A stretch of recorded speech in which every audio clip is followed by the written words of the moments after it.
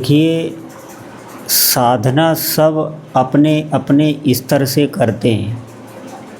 कोई भगवान का नाम जब मन ही मन कर रहा है, कोई माला से कर रहा है, कोई काउंटर से कर रहा है, कोई अंगुली से कर रहा है, कोई सांसों से नाम जप कर रहा है। अपने अपने स्तर से सभी साधना में लगे हुए हैं। बस बात ये मुख्य है कि किसमें कितनी दृढ़ता है। ध्यान देने योग्य बात है। निश्चित आपको लाभ मिलेगा अगर आज आप इस बात को समझ गए। दृढ़ता आप में तभी आएगी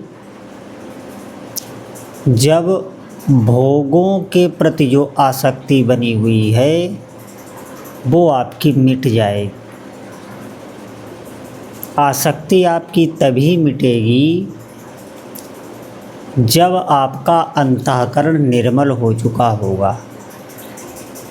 अंतःकरण आपका तभी निर्मल होगा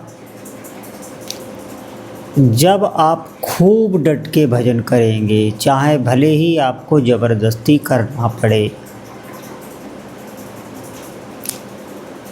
भजन करने से ही आपको एक दिन जप करते हुए ही अचानक, आप समझिए ये स्थिति की बात है।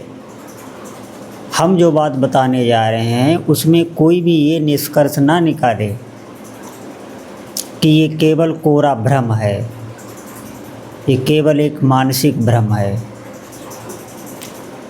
आप उसके पात्र नहीं हैं। कब किस समय आपके साथ ये घटना हो, लेकिन होगी अवश्य अगर आप अपने भीतर ये विश्वास जागृत रखेंगे तो। और अगर आपके भीतर ये विश्वास ही नहीं है, आप इस धारणा से भजन कर ही नहीं रहे हैं, आपको लगता ही नहीं है कि भगवान जप करते हुए जो नाम हम जप रहे हैं उसी नाम में रूप प्रकट हो जाएगा, इस धारणा को आप ठीक ही नहीं समझते। संशय आपके भीतर है। जब आप कर रहे हैं तो फिर आप समझें मुश्किल हो जाएगा भगवान के रूप का प्रकट होना। आपको सब कुछ दे दिया जाएगा लेकिन ये नहीं होगा। इसीलिए इसमें विश्वास बहुत आवश्यक है। आप हृदय में ये विश्वास रखिए। निश्चित ही साधक के जब जो मलिन वासना है वो बिल्कुल नष्ट हो जाती है तो नाम जपते जपते ही अचानक से, भले ही एक क्षण के लिए आए, भगवान की जिनका आप नाम जप कर रहे हैं उनकी झांकी आ जाती है। अद्भुत वो पल होता है जीवन का। समय आप समझिए उस समय बिल्कुल ठहर जाता है, क्योंकि भगवान काल के पार हैं। ये जो आप भगवान के भाव में ही जप करते हुए जो दर्शन करेंगे, ये समय काल के परे की बात है, इंद्रियों के बाहर की ये बात है। इसीलिए आप देखेंगे, आप किसी से भी पूछें कि भगवान के दर्शन आपने किए, आपको कैसा अनुभव हुआ, तो निश्चित आप समझें वो बता नहीं पाएगा। उसकी आँखों से आंसू झलकने लगेंगे, उसकी बाणी शिथिल हो जाएगी, उसके होंठ कांपने लगेंगे, बोल ही नहीं सकता। क्यों बोल नहीं पाता? क्योंकि जिस समय उसे दर्शन हो रहे थे उसका जो शरीर है, आप समझिए वो एक दिव्य ऊर्जा से अलंकृत हो चुका था। उसका जो मैं है वो पूरी तरह भगवान में समर्पित हो चुका था। वहाँ पर दो थे ही नहीं जो आपको वो अनुभव बताए। वहाँ एक ही सत्ता रह जाती है। काल की वहाँ पर गति ही नहीं है, वो समय ठहर जाता है। कोई भी भूत भविष्य वर्तमान सब कुछ उस समय विलय हो जाता है। आप समझें, ना तो वो उस समय मृत होता है, ना वो उस समय जीवित होता है, ना उस समय वो स्वप्न देख रहा होता है। ये जागृत स्वप्न सुषुप्ति की ऊंची की अवस्था है। ये रजोगुण तमोगुण सतोगुण, इससे भी ऊंची की निर्गुण अवस्था होती है। आप इन बातों को समझें। ये एक अद्भुत स्थिति होती है। उस समय पूरा शरीर उसका सिहरन में, हृदय एकदम ठहर सा जाता है, आनंद से भर जाता है, अश्रुपात होते हैं।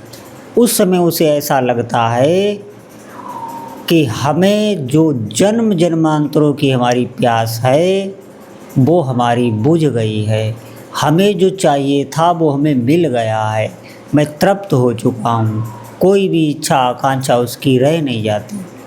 बिल्कुल आप समझें, फिर संसार में उसका कोई भी आकर्षण नहीं रह जाता। अब यहाँ आप ये न समझें कि संसार में आकर्षण नहीं रह जाता तो जीवन उसका नीरस हो जाता है। एक झलक जो उसे मिलती है, उस झलक का प्रभाव पूरे जीवन भर रहता है, ये ध्यान रखें। और जब भी वो आंखें बंद करके स्मरण करता है, वही उसे दिखाई देने लगता है, दोबारा से फिर वही उसे झलक दिखाई देने लगती। क्योंकि भगवान के जो नाम से आपको दर्शन होंगे वो सत्य स्वरूप होंगे। जीवन में प्रेम आनंद हिलोरें लेता है, उसका व्यवहार अद्भुत दिव्य हो जाता है, उसका सब कुछ अलौकिक हो जाता है, ये कहने की वस्तु ही नहीं है। और उसे फिर ये नहीं पता चल रहता है कि मैं ये लोगों के साथ उपकार कर रहा हूँ, ये सेवा कर रहा हूँ। ये अहंकारी को पता होता है, ये बहुत सूक्ष्म बात बता रहा हूँ, मैं सेवा करने वाला हूँ, मैं सेवा कर रहा हूँ। ये सब जब तक अहंकार है तब तक आपको अनुभव होगा। उसे तो अपने प्यारे की सेवा में ही आनंद आता है और पूरे जगत में प्रभु के अतिरिक्त उसे कुछ दिखाई ही नहीं पड़ता। ऐसी घटना जिस साधक के साथ घट जाती है, और ये निश्चित भगवान नाम की कृपा से होता है, अचानक से ये होगा। आप सिर्फ इसकी लालसा रखें, कब होगा ये कोई नहीं बता सकता, लेकिन किसी क्षण किसी दिन ये होगा अवश्य ही। अगर आप इस भाव को अपने हृदय में जीवंत रखेंगे कि भगवान के नाम से भगवान के रूप का दर्शन हो जाता है, ये फिर अद्भुत, फिर पूरा जीवन ही वहाँ से, पूरा सिस्टम ही वहाँ से बदल जाता है। तो कोई ये धारणा ना पाले कि भगवान सगुण साकार रूप में दर्शन नहीं देते हैं। देखिए, तब तक भ्रम है जब तक हम जप कर रहे हैं। जप करने के बाद हमारा जीवन वैसा का भी वैसा बना हुआ है, काम क्रोध सब लीला करने लगते हैं तुरंत, वैसे जैसे वो थे वैसे ही तुरंत ही उनकी लीला चलने लगती है। जब का कोई हमारे ऊपर प्रभाव नहीं पड़ रहा, हम जैसे थे वैसे ही बने हुए हैं। जो हमारी आदतें थीं, शास्त्र विरुद्ध जो आचरण थे वो भी वैसे ही बने हुए हैं और भजन भी कर रहे हैं। तो आप निश्चित समझे, घबराने की आवश्यकता नहीं है। बस यहाँ पर एक बात ध्यान देनी है कि अपने अंतःकरण का जिस दिन आप निरीक्षण करने लगेंगे, जिस दिन आपके हृदय में पश्चाताप होने लगेगा कि मैं बहुत पापी हूँ, मैं सबसे नीचे हूँ, ऐसा भाव भजन करते करते आने लगेगा। आप धैर्य धारण कर रखें, भगवान से बार बार प्रार्थना करें, उनके आगे रोएं, नाम भगवान से कृपा करें। भगवान का नाम अलौकिक शक्तियों से युक्त है। जब आप हृदय से करुणा भरी प्रार्थना करेंगे तो निश्चित आप समझें, यही नाम जपने में आपकी रुचि होने लगेगी, यही नाम आप छोड़ नहीं पाएंगे। एक क्षण के लिए भी नाम छूटा तो आपके हृदय में पता नहीं क्या क्या होने लगेगा। जैसे एक बिरही इस संसार में किसी शरीर से प्रेम करता है, उसके बिछुड़ जाने से, कहीं चले जाने से जो हृदय में तड़पन होने लगती है, वैसे ही भगवान नाम जब छूटने में आपको अनुभव होने लगेगी। आप निश्चित समझें, जब नाम की कृपा होगी तो आप निहाल हो जाएंगे, आप एकांतिक सुख का अनुभव करने लगेंगे जो इस संसार में मिल ही नहीं सकता। चाहे जैसे भी हम भोग भोगें, भोग भोगने के बाद भोग का हमें घृणा होने लगती है, भोग का जो फीकापन है वो हमें अनुभव होने लगता है। जो हमारे मन में था, जिस समय हम भोग भोगने से पहले जो लालायित थे, जो इच्छा थी, जो आकांक्षा थी, वो भोग भोगते समय, भोग भोगने के बाद रह नहीं जाती। हमें उसकी औकात पता चल जाती है, लेकिन संस्कारवश हम बार बार वही करते हैं और बार बार हमें फिर दुख भोगना पड़ता है। क्यों? क्योंकि वहाँ है ही सुख नहीं। आप निश्चित समझें, आप एकांतिक सुख का अनुभव कर सकते हैं भगवान नाम की कृपा से। इस नाम जप को कोई हल्के में ना ले। आप समझें, इस नाम की तुलना कोई अन्य साधनाओं से ना करें।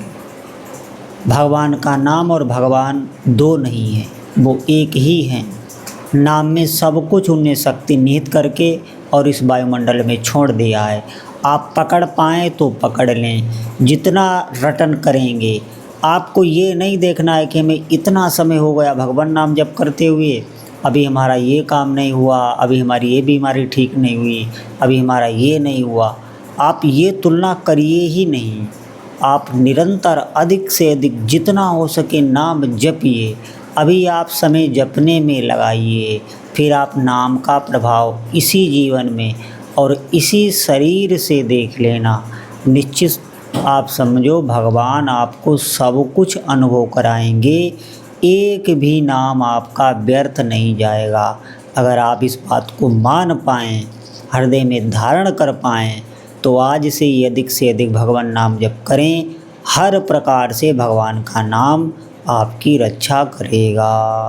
बोलो जय जय श्री सीताराम।